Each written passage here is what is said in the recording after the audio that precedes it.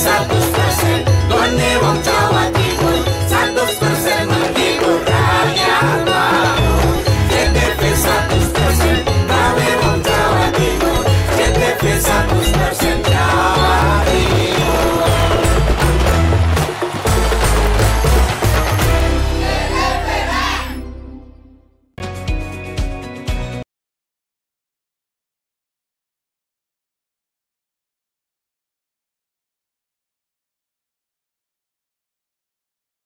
Assalamualaikum warahmatullahi wabarakatuh. Selamat datang di Ruang Karir, Semangat Berkarir. Ruang Karir merupakan program kerjasama antara GTV, Dai 5 Rekrutmen dan juga Disnaker Trans Provinsi Jawa Timur untuk membantu sobat karir mengambil keputusan karir yang tepat di masa mendatang. Bersama saya Pandu Nugraha, kita hari ini membahas tentang personal branding untuk persiapan di dunia kerja. Kenapa ini penting? Karena kalau teman-teman masuk dunia kerja, orang-orang pasti akan pengen tahu ya kita tuh seperti apa karakternya. Nah, supaya tahu lebih dalam, langsung saja kita sambut narasumber kita hari ini. Ada Direktur PT Media Hati, Dr. Nurul Indah Susanti, MSI Psikolog. Halo Ibu, apa kabar Bu Nurul? Apa kabar? Assalamualaikum warahmatullahi wabarakatuh. Cantik sekali hari ini. Alhamdulillah. Sudah siap memberikan informasi kepada teman-teman? Insya Allah ya? siap. Luar biasa. Tapi kalau sehari-hari aktivitasnya ngapain aja nih Bu Nurul? Saya di Direktur Lembaga Psikologi dan Pengembangan Sumber Daya Manusia PT Media Hati di Mangga 2. Jadi Direktur ketemu dengan teman-teman muda ya berarti ya? Iya, banyak teman-teman muda yang baik. konsultasi. Nah, kalau berbicara dengan teman-teman muda, sekarang itu kalau seingat saya banyak sekali teman-teman yang sekarang ingin masuk dunia kerja tapi mereka itu terhambat dengan masalah mental mereka karena bisa jadi mereka itu tidak berani berani mengambil resiko. Tapi ketika sudah masuk ke dunia kerja, akhirnya mereka kok saya kayaknya nggak cocok ya sama pekerjaan ini ya gitu. Jadi dia merasa ada kesalahan dan kalau dilihat lagi secara psikologi katanya nih Bu, itu ada salahnya pola asuh dari orang tua. Itu benar gak sih Bu? Oke, baik Mas Pandu. Sebenarnya pola asuh ini juga berpengaruh kepada perilaku anak kita. Kita memang sebagai orang tua tidak bisa menyalahkan anak kita. Tetapi orang tua harus melihat dirinya sendiri. Bahwa apa yang dilakukan oleh anaknya tidak terlepas dari pola asuh dari orang tua.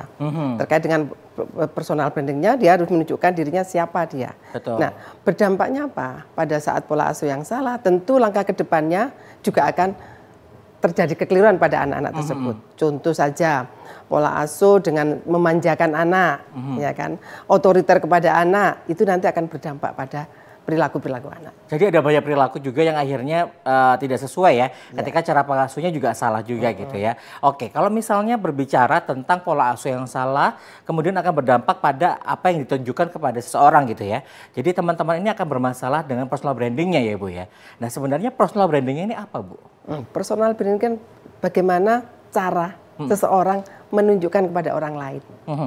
Saya ini bisa apa, saya ini mampu apa, kemudian bagaimana orang lain merespon dari diri kita. Nah kalau kita menunjukkannya baik, tentu personal branding baik kepada orang lain. Betul. Nah, perilakunya juga baik pada orang lain. Betul. Nah, ini sangat erat terkait dengan perilaku-perilaku. Oke, jadi bagaimana kita menunjukkan diri kita pada orang lain ya, menunjukkan apa yang sebenarnya kita ini apa sih sebenarnya yang dimiliki oleh kita. Betul. Nah, permasalahannya adalah kalau masuk dunia kerja, pasti personal brandingnya akan berbeda ya Bu ya. Karena saya mungkin sehari-hari kalau misalnya saya ketemu dengan teman-teman pasti akan berbeda juga dengan dunia profesional.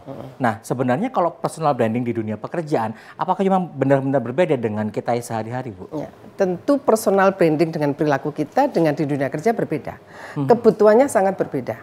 Ya kan? Artinya berbedanya itu adalah dia melakukan personal branding untuk pekerjaan. Nah, dengan personal branding untuk melakukan dirinya sendiri. Nah, pada saat kita melakukan personal branding untuk pekerjaan, apa saja yang dibutuhkan di situ? Nah, dia harus menunjukkan komunikasi yang bagus kepada orang lain. Dia harus menunjukkan sikap yang baik terhadap orang lain di dalam pekerjaannya, karena terkait dengan bidang pekerjaan. Sikap, kemudian komunikasi, problem solving, nah itu yang diperlukan di dalam dunia pekerjaan. Bagaimana dia mengambil keputusan, nah itu dalam dunia pekerjaan. Jadi dia menunjukkan bahwa figur dia sebagai apa, yang itu terlihat dari aktivitasnya dia ya Bu ya. Misalnya Ibu sebagai psikolog, kalau misalnya sebagai psikolog apa saja sih Bu yang perlu ditonjolkan, misalnya perlu dilihatkan misalnya sebagai contoh? Sikap kepada klien gitu, betul. Ya, otomatis yang pertama apa? Komunikasi. Paling gampang komunikasi. Yang kedua apa? problem solving. Bagaimana memecahkan masalah. Yang ketiga apa? Empati. Itu 3 itu poin penting. Masih banyak yang lainnya. Bagaimana kita tunjukkan. Nah, dalam dunia pekerjaan juga begitu. Bagaimana dia berkomunikasi dengan rekan kerja. Bagaimana dia berkomunikasi dengan atasannya. Bahkan mungkin dengan bawahannya. Kemudian problem solving. Bagaimana dia memecahkan masalah. Memecahkan masalah ini tentu banyak sekali ya terkait dia bagaimana bersikap di dalam lingkungan pekerjaan apabila terjadi permasalahan dengan lingkungannya. Kemudian empati, kemudian self percaya diri, kemudian manajemen diri. Nah, manajemen diri ini penting sekali pada saat kita bekerja. Manajemen dirinya tidak bagus, dia akan bersikap kepada orang lain. Orang yang tidak tahu permasalahan dia akhirnya tahu. Kalau manajemen diri, walaupun dia ada masalah, dia tidak akan menunjukkan ada masalah di luar sana. Lebih ke memberikan batas mana yang memang harus dilihatkan kepada orang lain, atau ditujukan kepada orang lain, dan mana yang harus di-keep sendiri ya Bu ya berarti. Nah ini penting banget ketika kita memang ingin menunjukkan personal branding kita di dunia profesional teman-teman. Tapi masalahnya lagi Bu, ada teman-teman kita yang bahkan nggak tahu diri dia itu gimana. Saya ini apa? Saya ini bisanya apa gitu ya. Bisa nggak Bu mungkin diberikan tips kepada teman-teman semuanya, kira-kira apa sih sebenarnya dan bagaimana caranya supaya mengetahui diri kita ini seperti apa? Satu, kalau kita supaya orang lain tahu bahwa kita itu punya apa sih sebenarnya. Kan yang selama ini adik-adik ini kan sulit untuk menunjukkan diri. Bagaimana kita harus menonjolkan diri, bukan menyombongkan diri. Iya betul. Menunjukkan diri pada orang lain. Kita harus tahu diri kita dulu. Bahwa introspeksi diri dulu. Melihat diri kita bagaimana. Harus kita menunjukkan kepada orang lain. Kemudian yang kedua, kita harus berani dikoreksi orang lain. Nah ini yang tidak dimiliki anak muda sekarang. Kalau dikoreksi mudah emosi. Emosi, baper ya Bu ya? Baper, mudah baper. Kemudian berikutnya kita juga harus bisa menyesuaikan diri dimanapun kita berada. Pada saat di dunia kerja kita ditempatkan dimanapun kita siap. Anak sekarang ini pada saat masuk ke dunia kerja, saya tidak cocok. Saya tidak mampu. Lah ini harus dilakukan.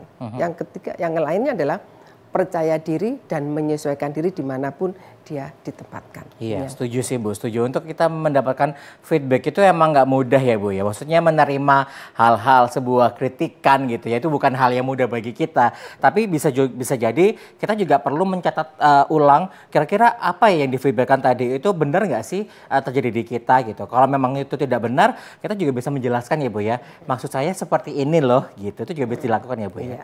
Oke, nah kita masih akan berbicara mengenai sikap apa yang sebenarnya perlu kita lakukan untuk menunjukkan personal branding yang tepat kepada orang lain di dunia profesional. Tapi kita berhenti di sini dulu, kita akan break sejenak teman-teman, kita akan kembali lagi tetap di Ruang Karir, semangat berkarir.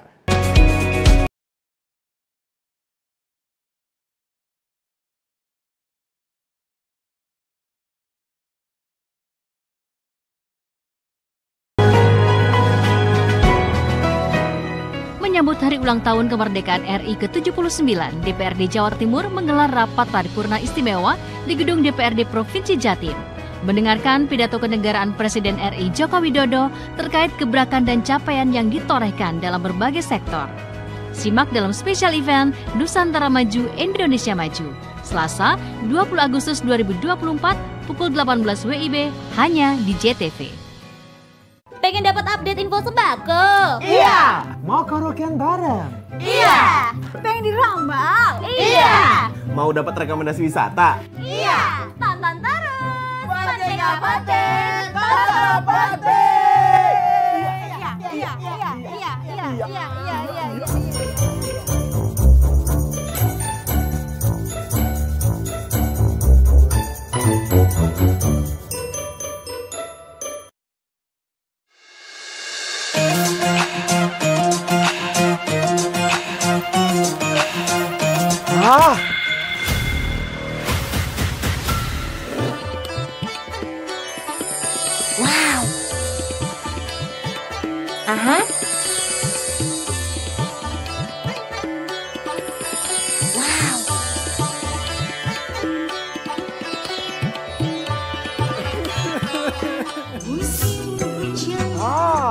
Mantap suaranya. Dangdut goyangannya. Stasiun Dangdut digoyang tambah Yahut.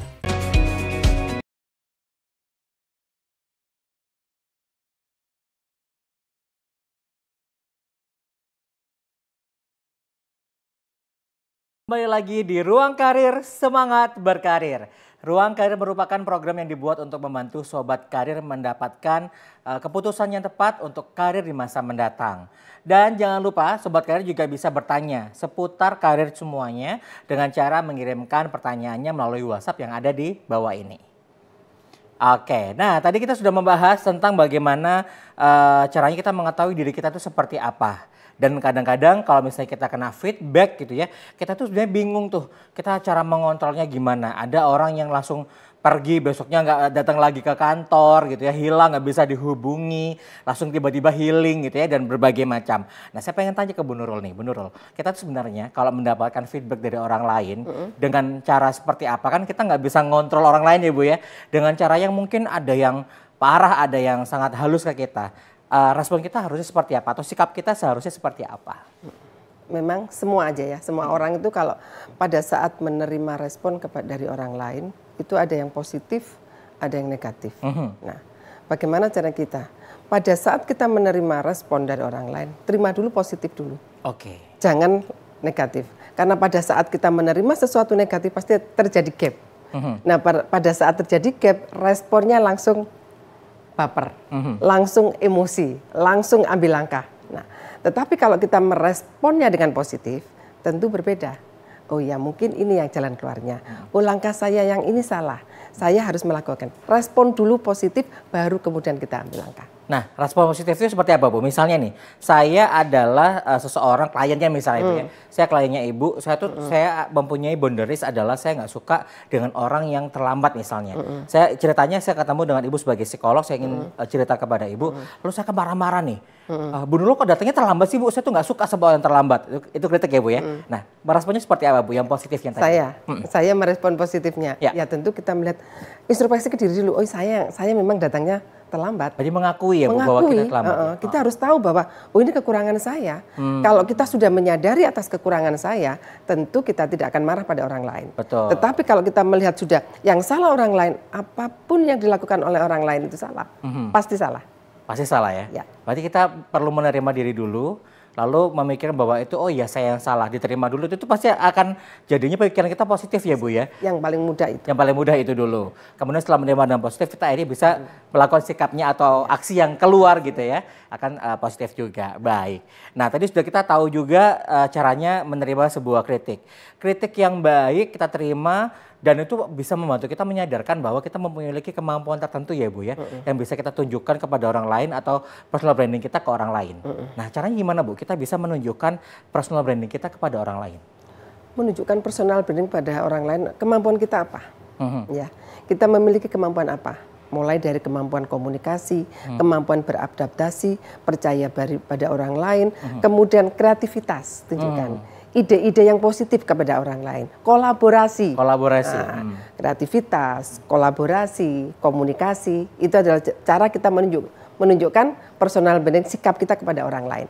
Orang lain akan kita tahu pada kita, oh orang ini punya ide-ide yang bagus, oh orang ini sikapnya positif, oh orang ini mudah berkolaborasi dengan orang lain, Betul. Bisa beradaptasi dengan lingkungannya dan bisa menyesuaikan diri dengan lingkungannya. Itu salah sekian lah dari yang bisa kita tunjukkan. Yang paling mudah untuk anak generasi sekarang. Iya itu ya hal-hal tadi itu yang paling mudah untuk ditunjukkan ya Bu ya. Tapi kadang-kadang kita ya Bu ya sebagai teman-teman muda, saya juga pernah merasakan mungkin di tempat teman-teman yang saat ini juga sedang menonton. Saya itu lebih senang menuliskan misalnya ditanyain sama HRD gitu ya, apa kelebihanmu, tulis 5 kelebihanmu, tulis 5 kekuranganmu. Saya akan menuliskan kekurangan bahkan lebih dari 5 gitu. Kelebihan saya itu cuma 1 atau 2 gitu. Nah sebenarnya boleh nggak sih Bu kita menuliskan kelebihan kita sampai 5 atau bahkan lebih? Karena kadang-kadang kita berpikir bahwa entar dikira sombong sama HRD atau emang bener kemampuan saya kayak gini. Nah sebaiknya kita menyikapi itu bagaimana Bu? Anak sekarang ini yang paling sulit untuk menyampaikan kelebihannya apa. Padahal sebenarnya dia memiliki kelebihan itu. Ya. Contoh dia memiliki kelebihan dalam bidang IT katakanlah. Nah dia kan harus sampaikan. Saya mampu mengoperasikan apa. Anak sekarang ini kan cenderung malu-malu. Padahal sebenarnya dia mampu itu. Tapi kadang juga ada yang menyampaikan kekurangannya pun juga nggak mau. Wah, nanti kalau saya menunjukkan kekurangan saya di HRD tentu akan ditolak. Padahal sebenarnya itu comparing. Betul. Kita harus menilai kekurangan seseorang itu adalah kelebihannya, sebaliknya kelebihan seseorang itu adalah kekurangannya. Ini sebagai seorang HRD kita harus mengcompare. Di mana letak kekurangannya dia, di mana letak kelebihannya dia. Dia mampu di bidang apa, tetapi kekurangannya dia tidak bisa beradaptasi dengan lingkungan. Kan bisa juga begitu. Betul. Kita mencari seorang programmer, orang IT, ahli IT. Orang ahli IT itu kan kadang komunikasinya juga kurang katakanlah. Nah, kekurangannya di IT, kekurangannya dia tidak mampu mengungkapkan komunikasi. Ini adalah kita jangan melihat sisi kekurangannya, jangan melihat sisi kelebihannya, harus dikomparin sehingga kita bisa menempatkan posisi si staf kita itu di mana. Dengan tepat ya Bu ya. Dengan tepat. Nah sebenarnya juga kalau untuk kekurangan kita, saya yakin kita semua punya kekurangan ya Bu ya. Tapi kekurangan ini yang kalau kita menuliskan kekurangan kita itu bukan untuk dilihat kesalahannya atau kurangnya kita. Tapi bagaimana kita menemukan solusi-solusi dari kurangnya kita. Misalnya saya ya Bu ya suka terlambat gitu. Kenapa ya suka terlambat? Oh ternyata kos saya itu jauh dari kantor gitu. Berarti solusinya adalah berangkat lebih pagi atau mencari kos lebih dekat gitu ya Bu ya solusinya. Jadi ada solusi-solusi lain yang harus kita lakukan ya Bu ya. Oke, tadi terkait dengan ada kelebihan dan kekurangan juga. Lalu sebenarnya kemampuan soft skill apa sih Bu yang diperlukan untuk di pegawai-pegawai atau karyawan saat ini? Kemampuan soft skill itu sendiri kan sebenarnya kemampuan non teknis yang ditunjukkan kepada perusahaan. Bukan keterampilan yang hard ya, tapi yang soft ya, keterampilan yang ada dalam diri individu itu. Dan keterampilan ini tidak bisa muncul begitu saja. Keterampilan ini tidak nampak seperti kita punya keterampilan khusus katakanlah sebagai programmer tadi. Tetapi keterampilan yang di dalam ini adalah yang tidak nampak. Satu, komunikasi tadi utama. Itu adalah soft skill yang tidak nampak. Kolaborasi tadi yang saya sebutkan tadi, itu juga soft skill yang tidak nampak. Bagaimana dia mampu berkolaborasi, kreativitas dalam critical thinking, itu juga kemampuan soft skill yang harus ditunjukkan di perusahaan. Jadi komunikasi itu paling pertama ya Bu? Utama komunikasi. Kan dimanapun kerja kita masih komunikasi ya Bu ya pasti. Kedua adalah tadi ada critical thinking juga di sana. Kolaborasi. Oh iya benar, kreativitas. Ya. Karena kita nggak bakal kerja sendiri ya Bu ya. Kita butuh ada support yang lainnya. Bahkan tim IT juga kalau nggak ada marketingnya gitu ya, nggak bakal jalan juga gitu. Tetap semuanya akan berkesinambungan. Baik, kita akan bersejenak Bu. Kita masih akan membahas lagi. Saya akan membahas tentang bagaimana caranya untuk membangun mental teman-teman supaya tidak mudah menyerah atau mengeluh. Nah penasaran kan? Jangan kemana-mana, kita akan kembali lagi. Tetap di Ruang Karir, semangat berkarir.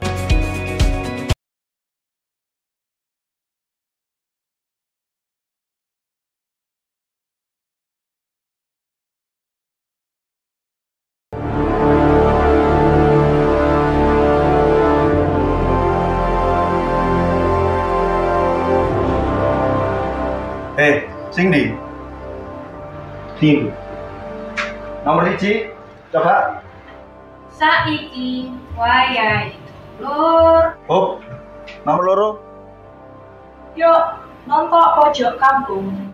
Oke, nomor 3 beritane wong Jawa Timur. Pojok kampung beritane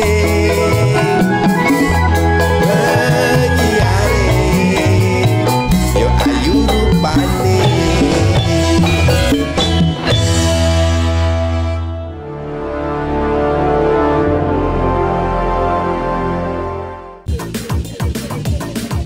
Kasih kata-kata dulu buat kalian semuanya. Gak berat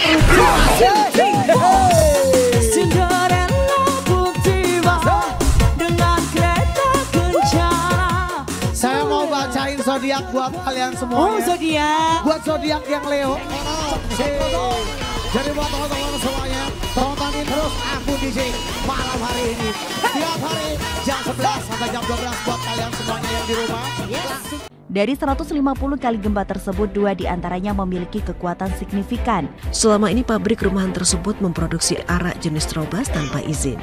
Untuk keripik singkong dan jagung ini sangat murah meriah.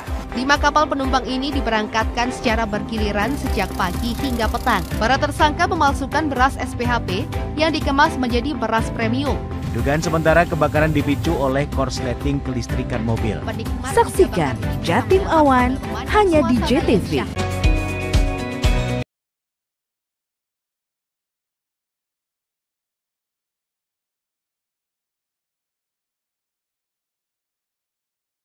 Masih di Ruang Karir, semangat berkarir. Ruang Karir merupakan program yang dibuat untuk membantu sobat karir mengambil keputusan karir yang tepat di masa mendatang.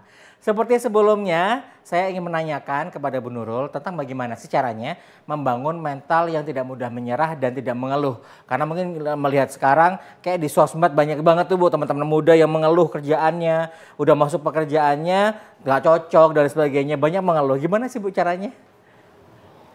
Ini cirinya anak sekarang. Sekarang gitu ya Bu ya, oke. Anak sekarang itu modelnya seperti itu, yaitu pada saat menerima kritikan, bagaimana menguatkan, dia langsung sosial media. Wah, waduh. share semana-mana. Sebar semuanya. Mestinya untuk menghadapi ini gini, bagaimana kita mengenali diri kita. Kita tarik ke dalam dulu, mengenali diri kita dulu. Baik. Kemudian kita kembangkan apa yang ada di diri kita. Tidak usah langsung merespon yang itu. Kemudian belajar sebanyak-banyaknya, komunikasikan dengan orang lain yang tepat. Ya. Kalau bicara yang tepat berarti ke psikolog ya. Psikolog betul. Jadi yang pertama tadi kenali diri kita, bagaimana kita meresponnya. Kemudian yang kedua dia harus mengembangkan diri, mampu mengembangkan diri dengan dunianya. Jangan lupa terus belajar. Terus belajar. Terus yang keempat juga harus tahu menempatkan diri kita di mana. Gitu, posisi kita di mana. Itu yang penting. Anak sekarang ini kan gampang sekali merespon sesuatu itu dengan mudahnya. Iya, mudah cepat, dan emosional Ibu ya. Dan emosional. Dan yang paling penting adalah kita harus mengenal diri ini yang penting. Kembali menerima kritikan orang lain dan mengembalikan kepada diri kita. Itu paling utama. Menerima kritikan dari, artinya kalau dikritik itu ya diterima dulu. Tidak kemudian langsung direspon, diterima dulu apakah benar. Setelah itu baru kita direspon. Oke. Karena mungkin kita butuh ada jeda ya Bu ya, antara kita menerima sebuah kritikan, kita ada jeda dulu, ambil nafas dulu, benar nggak ya, sambil kita berpikir, kemudian baru respon kita apa, oh ya terima kasih atas masukannya gitu ya. Terima kasih aja dulu gitu, meskipun kita agak sebel nih sama ini orang gitu ya, keluar ke kamar mandi mau nangis atau mau ngapain nggak apa-apa juga gitu ya, tapi nggak apa-apa diterima dulu, karena bisa jadi itu improvement kita ya Bu ya, ke depannya seperti apa. Baik, nah kalau itu berhubungan dengan kritik ya Bu ya, nah orang melakukan sebuah kritik itu kan karena ada sebuah kejadian atau sebuah aktivitas yang mungkin kita lakukan tidak sesuai dengan aturannya misalnya gitu ya. Jadi penting nggak sih Bu sebenarnya kita menjaga attitude kita di dalam dunia kerja, dan apa hubungannya sih Bu sama personal branding kita? Sangat ada relevansinya dengan personal branding. Personal branding itu tujuan kita ya. Attitude adalah sikap kita dari apa yang kita tonjolkan, perilaku kita kepada orang. Itu langsung terimplementasikan. Pada saat kita menunjukkan diri kita adalah siapa saya, dan kemudian kita mengimplementasikan kepada perilaku, itu akan muncul. Kalau orang yang contoh saja yang paling gampang komunikasinya bagus, otomatis orang menerima dengan bagus. Brandingnya dia bagus, dia sopan dan sebagainya. Nah bagaimana itu nanti kita menunjukkan? Tetap fokus, konsisten terhadap yang kita miliki. Jangan mudah terpengaruh dengan orang lain. Tetap harus komunikasi dengan orang lain, banyak belajar dari orang lain, menerima masukan dari orang lain. Jangan kita gap kepada orang lain. Ini yang paling penting. Anak sekarang susah sekali menerima masukan dari orang lain. Ini yang sering terjadi. Nah, generasi sekarang tentu harus banyak belajar dari lingkungan yang ada di luar sana. Mungkin belajar dari orang yang sudah terdahulu ya Bu ya, dari seniornya, dari atasannya gitu ya Bu. Bagaimana caranya kita untuk menunjukkan tetap profesional meskipun dalam kondisi kita nggak terima juga nih Bu ya. Kadang-kadang kita langsung tadi Ibu menyatakan bahwa teman-teman muda ini mencuat nih di sosmed atau mungkin apa yang kita lakukan itu sudah kayak mencak-mencak gitu ya Bu ya gitu. Dan itu akan jadi brandingnya kita ya Bu ya.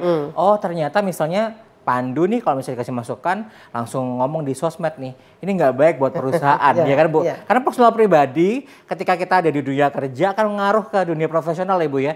Jadi kita akan membawa nama perusahaan teman-teman. Jadi hati-hati apa yang kita tampilkan di dunia kerja itu bisa sangat berpengaruh di kantor kita. Oke. Nah mungkin sedikit kesimpulan Bu ya. Jadi dari semua yang kita bahas saat ini bahwa personal branding itu adalah sesuatu yang bisa kita tunjukkan kepada orang lain juga. Di dunia profesional juga sangat kita harus hati-hati. Kalau ada kritik kita harus menerima dulu dan juga meresponnya dengan hati-hati pula. Ada lagi yang mau disampaikan nggak Bu ke teman-teman muda saat ini? Anak muda sekarang kita harus tetap fokus dalam menjalankan kegiatan sehari-hari. Jangan mudah menyerah, dan kembangkan diri, luaskan hubungan komunikasi yang efektif, dan selalu bisa memanajemen diri agar kita bisa diterima dimanapun kita berada. Serta adik-adik harus bisa menyesuaikan diri di mana kita ditempatkan dan di mana kita melakukan kegiatan itu. Jaga sikap, jaga attitude kita. Luar biasa ya. Ini kalau misalnya saya di feedback sama atau dikasih kritikan sama Bu Nurul kayaknya saya senang banget nih Bu. Karena komunikasinya enak banget Bu Nurul gitu ya. Jadi saya nggak merasa kayak gimana gitu. Terima kasih banyak kehadirannya Bu Nurul atas waktunya. Dan terima kasih juga buat teman-teman yang sudah menonton. Jangan lupa untuk update terus informasi seputar dunia kerja di program Ruang Karir di JTV dari 5 Rekrutmen dan juga Disnaker Trans Provinsi Jawa Timur. Follow juga @perantau_global untuk informasi, tips dan peluang kerja di luar negeri. Saya Pandu undur diri. Terima kasih banyak teman-teman. Sampai jumpa.